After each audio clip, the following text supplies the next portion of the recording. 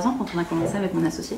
On avait peu d'expérience autre en entreprise, donc ce qui offre beaucoup de latitude en fait, et de liberté parce qu'on ne se met pas forcément de frein, on n'a pas forcément de comparables.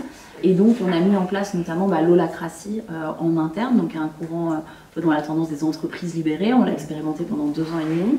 C'était très chouette, mais on s'est un peu arraché les cheveux aussi sur les méthodologies. Donc, du coup, ça partait dans tous les sens, ce qui fait qu'il voilà, y a beaucoup de choses très positives qu'on en a retirées et d'autres qu'on a enlevées. Mais on a gardé un point. On organise toujours tous les 3 mois une journée où on réunit toute l'équipe, où on va justement tirer des bilans ensemble sur ce qui s'est bien passé, ce qui s'est mal passé, et on dessine à la suite de ça des plans d'action qu'on déploie sur le trimestre d'après. Et donc c'est comme ça qu'est arrivé pour la première fois le sujet, je dirais plus formellement, de l'égalité dans l'entreprise, par une collaboratrice qui souhaitait organiser une semaine de l'égalité en interne.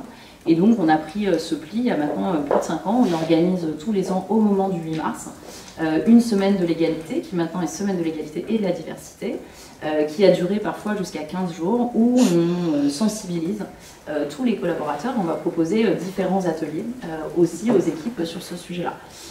C'est un programme qui est auto-alimenté par l'équipe. Ensuite, on a beaucoup travaillé sur le développement des carrières, et donc d'accompagner les carrières des femmes. On a beaucoup recours au coaching, parce que ce soit d'ailleurs pour les hommes et les femmes, en fait, on trouve que c'est un outil qui est très intéressant pour accompagner notamment la prise de poste de directeur, de manager, ou de l'évolution de périmètre, etc. Et je trouve que c'est un levier, en tout cas, nous, qui a vraiment fait ses preuves sur les femmes qui ont pu bénéficier d'un coaching. Ça a eu des effets d'accélération très forts aussi de leur parcours au sein des LOASO. On a travaillé aussi sur la politique salariale. Les collaborateurs demandent pas d'augmentation chez l'OASO. C'est les managers et un comité carrière et rémunération qui attribuent les augmentations. Parce que sinon, on se rendait compte que tous les hommes demandaient beaucoup des augmentations très importantes et les femmes n'osaient pas demander.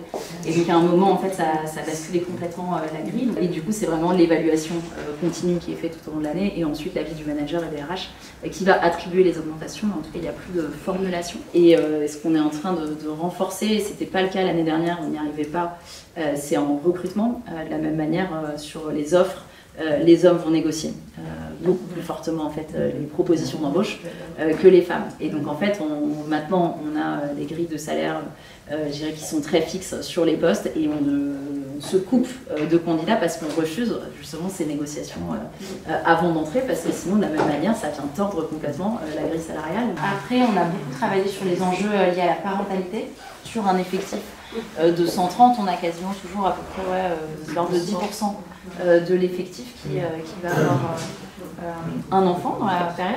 Et on a commencé à avoir une politique assez volontariste vis-à-vis des parents au moment du Covid, parce que c'est vrai que pour ceux qui pouvaient faire du télétravail, ce qui était le cas de nos collaborateurs, la politique sécurité sociale à ce moment-là, c'était vous faites du télétravail et vous gardez vos enfants en même temps. On a créé un fonds de solidarité de congés pour nos collaborateurs. Donc on a octroyé 100 jours de congés en disant qui peut solliciter ce fonds-là pour ne pas que vous ayez à télétravailler et à garder vos enfants en même temps, ce qui, on pense, n'est pas possible.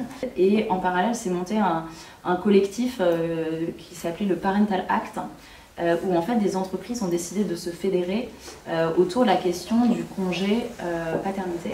70% seulement des pères prennent leur congé paternité. Pourquoi et on peut imaginer que c'est mal perçu et que dans certaines entreprises, ça peut être « Ah, toi, tu pars en congé paternité, mais t'as pas une femme pour s'occuper de ça. » Je caricature un peu, mais en tout cas, il y a tout un mouvement qui plaide vraiment pour que ce soit un congé qui soit obligatoire. Aussi le congé paternité. Moi, ma position personnelle, c'est que je pense que nous devrions avoir des congés paternité et maternité de même durée. Et c'est ce qui se pratique aujourd'hui dans pas mal d'entreprises, notamment américaines. Et pourquoi? En fait, les parcours des femmes décrochent entre 30 et 40 ans, parce que c'est à ce moment-là où les promotions ont lieu, où les femmes peuvent se voir proposer des postes, et beaucoup d'employeurs, de managers ne vont pas prendre le risque de la maternité. Si ce risque, entre guillemets, pèse autant sur les hommes que sur les femmes, dans ce cas-là, on va complètement gommer en fait cet effet-là. Et donc ces entreprises, on était 200 à se réunir et volontairement on a mis en place un congé du coup deuxième parent de 28 jours. Ce qui était à l'époque pas le cas dans la loi, et ensuite il y a eu tout un travail de plaidoyer qui a été fait par le collectif pour faire bouger la loi, ce qui était le cas ensuite en 2021.